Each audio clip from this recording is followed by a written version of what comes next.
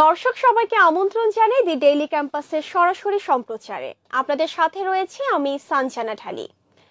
চাকুরি নাকি ব্যবসা, কোনটি আপনাকে অধিকতর সাফল্য, নিরাপত্তা ও স্বাধীনতা দিতে পারে? বর্তমানে চাকুরিজীবীরা, চাকুরি প্রত্যাশীরা চাকুরির পেছনে ছুটছেন, অন্যদিকে অধিকতর আয়, চাকুরির স্বল্পতার জন্য তরুণরা ঝুঁকছে ব্যবসার দিকে। আজ আমরা এই বিষয় নিয়ে জানবো, চাকুরি নাকি ব্যবসা, কোনটি অধিকতর উত্তম। আর এই বিষয়ে কথা বলার জন্য আমাদের সাথে রয়েছেন ইমরান আহমেদ ভাইয়া। থ্যাংক ইউ ভেরি মাচ ভাই, আপনাকে আমন্ত্রণ জানাই আমাদের আজকের আয়োজনে। থ্যাংক ইউ ভাই, আপনার কাছে আমি প্রথমেই জানতে চাইবো, বর্তমানের যে বাস্তবতা, এই বাস্তবতায় দাঁড়িয়ে আমাদের তরুণ সমাজকে কোন বিষয়ের জন্য প্রস্তুত করা দরকার, চাকুরি নাকি ব্যবসা? দেখেন, ব্যবসা হচ্ছে একটা প্রো লেভেলের জিনিস, ঠিক আছে, আর চাকরি হচ্ছে একটা মিড লেভেলের। যেমন আপনি যদি আসলে প্রো লেভেলে যেতে চান, আপনাকে মিড লেভেল অবশ্যই কমপ্লিট করতেই হবে, কারণ কেউ তো আসলে এসএসসি না করে ইউনিভার্সিটি পাস করতে পারবে না। যেমন আপনি একটা বিষয়ে দক্ষ না, কিন্তু সেই বিষয়ে আপনি আসলে বিজনেস করতে যাচ্ছেন। যেমন ধরেন, আমি যদি বলি কাপড়ের ব্যবসায়ী, ধরেন আমি কাপড়ের ব্যবসা কিছুই জানি না, বাট আমার কাছে 10 লাখ টাকা আছে, আমি সেই 10 লাখ টাকা নিয়ে এখনই কাপড়ের ব্যবসায় নেমে যেতে যাচ্ছি, তাহলে কি হবে সেটার রেজাল্ট বলেন? অবশ্যই ভালো হবে না, আমি ওখান থেকে কোনো প্রফিট করতে পারবো না। রাইট, ওইখান থেকে কিন্তু টোটালি আমার লস হবে, বিকজ আমি আসলে জানি না যে আমার বায়ার কে, বা আমি প্রোডাক্টগুলো কোথা থেকে আনবো, বা আসলে আমার পারচেসাররা কে, এটা আমরা জানি না। রাইট, অথবা এটা যে কোনো ব্যবসার ক্ষেত্রেই হতে পারে, যে আসলে যদি আপনার ওইটার ব্যাপারে ধারণা না থাকে, তাহলে কিন্তু আপনি কোনোভাবে করতে পারবেন না। সো এই ব্যবসাকে শুরু করার জন্য অবশ্যই আপনার চাকরি 1 মাস থেকে 3 মাস লার্নিং পিরিয়ডে থাকতে হবে, বিকজ মানুষ 40 দিনের মধ্যেই সবকিছু শিখে ফেলে, বিকজ ওই আমাদের ব্রেনটা এইভাবেই সিস্টেমেটিক, ঠিক আছে। সো অ্যাটলিস্ট একটা ছেলে যদি বা একটা মেয়ে যদি 3 মাস যদি কোনো জায়গায় জব করে, সে ওইটার ব্যাপারে টোটাল ধারণা পেয়ে যাবে যে এই সেক্টরটা কিভাবে চলছে, বিকজ এই 3 মাসে সে শিখবে যে কোথা থেকে প্রোডাক্ট আসতেছে, পারচেসার কোথা পাবে, সে কোথা থেকে সে এই মালগুলো আনবে, কিভাবে ব্যবসাটাকে বড় করবে, কিভাবে ইনভেস্ট খাটাইতে হয়, ব্যাংক থেকে কিভাবে লোন পেতে হয়, এগুলো সবই জানবে আর কি, ঠিক আছে। তাহলে আমরা তরুণ প্রজন্মকে এইভাবেই প্রস্তুত করতে পারি ব্যবসার জন্য। রাইট, কিন্তু ব্যবসা অবশ্যই ইম্পর্টেন্ট চাকরির থেকে। আচ্ছা, বাট সেটা শিখতে হলে অবশ্যই মিড লেভেল পার করে প্রো লেভেল আসতে হবে। আচ্ছা, কিন্তু আমাদের দেশে তো একটা ক্রাইটেরিয়া রয়েছে, তরুণদের মাঝখানে, যে আমরা লেখাপড়া করে চাকরি করব, এরকম একটা ব্যাপার। আমরা এই বিষয়টাকে তাদের মাথা থেকে কিভাবে দূর করতে পারি, কিংবা তাদের এই লেখাপড়ার পাশাপাশি তাদেরকে কিভাবে আমরা ব্যবসার দিকে ইনভলভ করতে পারি? দেখেন, এখন অনলাইনের যুগ, এটা এখন কেউই আসলে ওই দোকান নিয়ে তারপর হচ্ছে রোডের ধারে করার মতো কেউ নাই, এখন সবাই হচ্ছে ই কমার্স বেসড। ধরেন আপনি একজন স্টুডেন্ট, আমি একজন স্টুডেন্ট, হ্যাঁ, এখন আমি ধরেন আমার ক্লাস সকাল 10টা থেকে 3টা, আপনার ক্লাস আবার ধরেন 3টা থেকে 7টা, শিফট ওয়াইজ ফর এক্সাম্পল। এখন ধরেন আমি আর আপনাকে টিম, সো আপনি কিন্তু চাইলে, আর আমি যদি চাই, আমরা কিন্তু চাইলে পড়ালেখার পাশাপাশি বিজনেস করতে পারি একটা অনলাইন পেজ, রাইট। যে সময় আমি ফ্রি থাকবো সেই সময় আমি বিজনেসটাকে দেখবো, যে সময় আপনি ফ্রি থাকছেন আপনি সেই সময় বিজনেস দেখছেন, আপনি টিম ওয়ার্ক করে বা 3-4 জন নিয়ে একসাথে হয়ে স্টাডির পাশাপাশি বিজনেস করতে পারবেন। যেমন আপনি খেয়াল করবেন যে এখন কিন্তু অনেক ফুড কার্ট বেড়েছে রাস্তায়, রাইট। এই ফুড কার্ট গুলো কারা চালাচ্ছে? অধিকাংশ কিন্তু স্টুডেন্ট, রাইট। এই যেমন 300 ফিটে যে হাঁসের মাংস, যেটা অনেক ফেমাস, ঠিক আছে, তারপর হচ্ছে আরো অনেক জায়গায় যে খাবারগুলো ফেমাস, চিতই পিঠা যেগুলো ফেমাস, এগুলো কারা করছে? স্টুডেন্টরাই কিন্তু করছে। গরুর মাংস, খাসির মাংস, এগুলো স্টুডেন্টরাই। কিন্তু কিভাবে? তারা কি ক্লাস করছে না? অবশ্যই করছে। তারা ক্লাসের পাশাপাশি তারা কিন্তু এটা করতেছে, বাট সেটা টিম ওয়ার্ক অবস্থায়। দেখা যায় সে সারাক্ষণ থাকছে না, সকাল যদি 10টা থেকে 4টা পর্যন্ত সে থাকে, 4টা থেকে 9টা বা 10টা পর্যন্ত কিন্তু আরেকজন এটাকে হ্যান্ডেল করতেছে। এইভাবে কিন্তু অবশ্যই আপনি বিজনেস করতে পারবেন, বিকজ চাকরি এমন একটা জিনিস যে আপনি যদি লাইফ টাইম চাকরির উপর ডিপেন্ডেন্ট থাকেন, তাহলে আপনার কোনো ফিউচার থাকবে না। বিকজ এটা আমার নিজের এক্সপিরিয়েন্স, যে আমি চাকরির পাশাপাশি বিজনেস করেছি, ঠিক আছে। আমার যদি ধরেন আজকে চাকরি না থাকে, তাহলে কি হবে? তখন আপনি কি করবেন? তখন আপনি কি করতে হবে? দৌড়াতে হবে, এখানে ইন্টারভিউ, সেখানে ইন্টারভিউ, সেখানে ইন্টারভিউ, সেখানে ইন্টারভিউ, ভাড়া খরচ, খোঁজ করো, হ্যাঁ, অনলাইনে খোঁজ করো, এটা করো, সেটা করো, বন্ধুদের কাছে দৌড়াও, বাপ মার কাছে দৌড়াও, ফ্যামিলির কাছে দৌড়াও যে আমাকে চাকরি দিন, রাইট। বাট আপনি যদি বিজনেস থাকে, তাহলে সেটা প্রথমে হয়তো বা একটু লসের দিকে থাকবে, কারণ কোনো বিজনেস প্রথমেই দাঁড়ায় যায় না, বা প্রথমে প্রফিটেবল হয় না। সেটা প্রথমে হয়তো একটু আপনি লস লাভের মধ্যে থাকবেন বা এভারেজে থাকবেন, বাট পরবর্তীতে কিন্তু 100% সেটা কিন্তু আপনার প্রফিটের দিকে যাবে, এবং সেটা যদি একবার দাঁড়িয়ে যায়, আপনি কিন্তু আর কারো কাছে ছোট লাগতেছে না।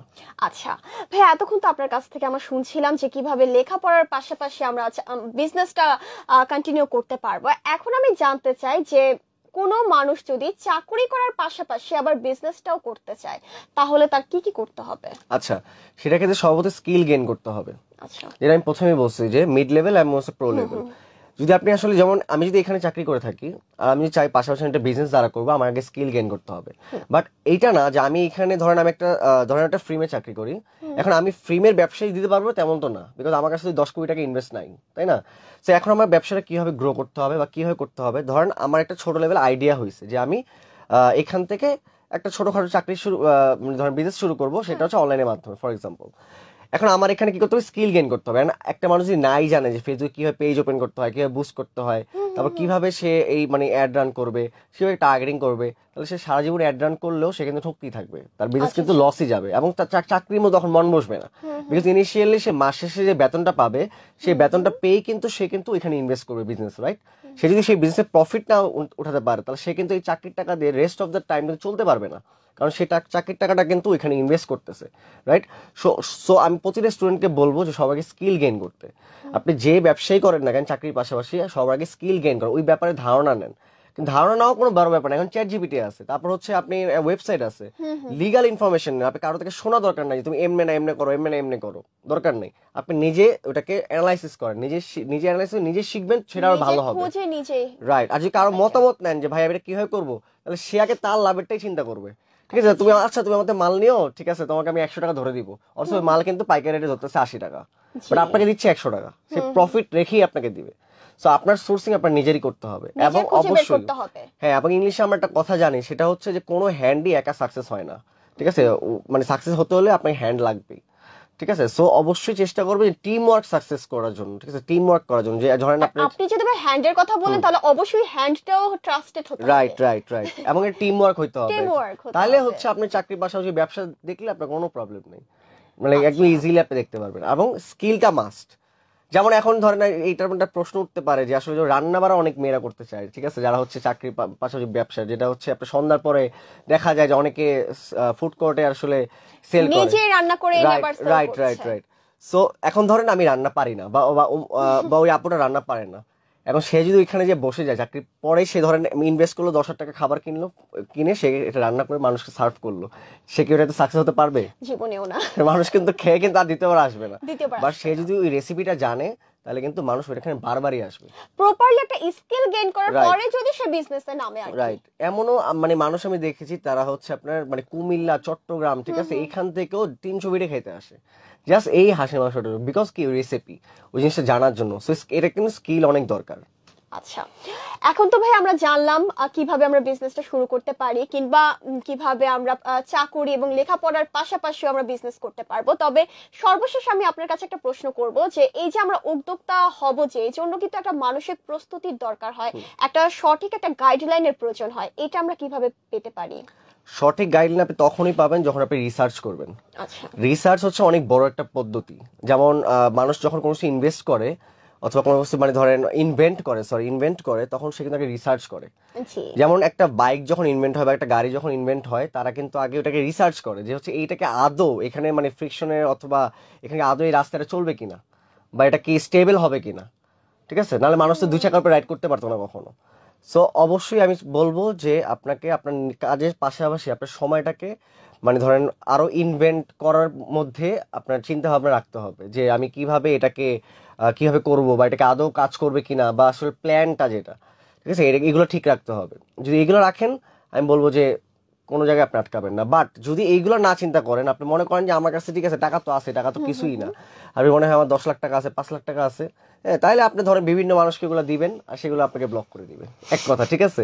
বিভিন্ন জায়গায় আপনি প্ল্যানের জন্য যাবেন, 1 লাখ টাকা ঢালবেন, 50 টাকা ঢালবেন, 5,000 টাকা দিবেন, কোর্স কিনবেন, ঠিক আছে, কেনার পর হবে কি, কিছুদিন পরে ওয়েবসাইট থাকবে না, কিছুদিন পরে সেই পেজ থাকবে না, কিছুদিন পরে সেখানে আপনি ব্লক দিবেন নিজেকে, আর সেটা তো অবশ্যই আপনি কিছু করতেও পারবেন না তাই না? বিকজ আপনি তার আইডেন্টি ব্যাপারে কিছুই জানেন না, ঠিক আছে? সো আমি বলবো যে নিজে রিসার্চ করেন। এখানে মানে বিজনেসের ওয়েবসাইটের অভাব নেই, এখন চ্যাট জিপিটি আছে, প্রযুক্তি আরো ইজি হয়ে গেছে, ঠিক আছে? সো এইগুলো দ্বারা আপনি রিসার্চ করেন, আপনি বইয়ে রিসার্চ করেন, যেমন অনেক বই আছে যে মানির টাকার মানে আর্নিং এর অনেক বই আছে, যেগুলো পড়লে আপনার আইডিয়া বাড়বে যে আপনি কিভাবে কি করলে কি হবে, ঠিক আছে? এখন যদি আপনি চিন্তা করেন না আমার অনেক সময় কম, আমি এখনই শুরু করব, তাহলে ওই যে ওইটা বললাম যে পেজে টাকা দিবেন, কিনবেন আর ব্লক খাবেন। বাট অনেকের টাকার প্রবলেম থাকতে পারে, দেখেন অনেকে বিজনেস করার জন্য টাকার প্রবলেম থাকতে পারে, তার মেন্টালি এইভাবে থাকতে পারে, না আমার কাছে 10,000 টাকাই আছে, এটাতে আমার পুরো সংসার চলতে হবে, আমি তো এটাতে বিজনেস করতে পারবো না। বাট সেই সময় যেটা করতে হবে, আপনি তখন আইডিয়াকে কাজে লাগাতে হবে। শুনেন, আরেকটা মানুষ একটা কথা বলে সবসময় যে money is not the power, idea is the power. ঠিক আছে, আপনার কাছে যদি বুদ্ধি থাকে আপনার টাকা লাগবে না, আপনি বাকিতে মাল এনেও বিজনেস করতে পারবেন। ঠিক আছে, সো এইটাই হচ্ছে কথা, প্রস্তুতি মেন্টালি প্রিপারেশন শিওর নেন যে আমি ফেইলার, বাট আমার আইডিয়া আছে। So, আমার মানি পাওয়ারও দরকার নাই, আমার ওই গেইনার পাওয়ারও দরকার নেই। দরকার নেই। আমার জাস্ট যদি আপনার হাতে দুইটা থাকে, আইডিয়া আর হচ্ছে আপনি নিজেকে ফেইলার মনে করেন, আপনি উঠতে পারবেন। বাট যদি নিজের মধ্যে ধরেন আপনি ইগোইস্টিক হয়ে থাকেন যে না হচ্ছে না, হবে, আমি প্রথমেই অনেক হ্যাঁ, লাভ হ্যাঁ নিব, হ্যাঁ এরকম প্রথমে কিছু। প্রতি মালে 500-1000 লাভ করবো, তাহলে আপনি কিন্তু দাঁড়াতে পারবেন না। ঠিক আছে, ওইটা আপনার বিজনেস ডুবেই যাবে, ইনিশিয়ালি ডুবে যাবে। ঠিক আছে, আপনাকে অসংখ্য ধন্যবাদ ভাইয়া আমাদেরকে Thank you. সময় দেওয়ার জন্য। দর্শক, ভাইয়ার কাছ থেকে আমরা ব্যবসা ও চাকরি সম্পর্কিত যত তথ্য পেলাম, এই তথ্য দ্বারা এখন আপনারাই ডিসাইড করুন চাকরি নাকি ব্যবসা কোনটি আপনারা করবেন। কমেন্ট করে আমাদের জানাবেন। এতক্ষণ সঙ্গে থাকার জন্য ধন্যবাদ। পরবর্তী আয়োজন দেখার আমন্ত্রণ রইল।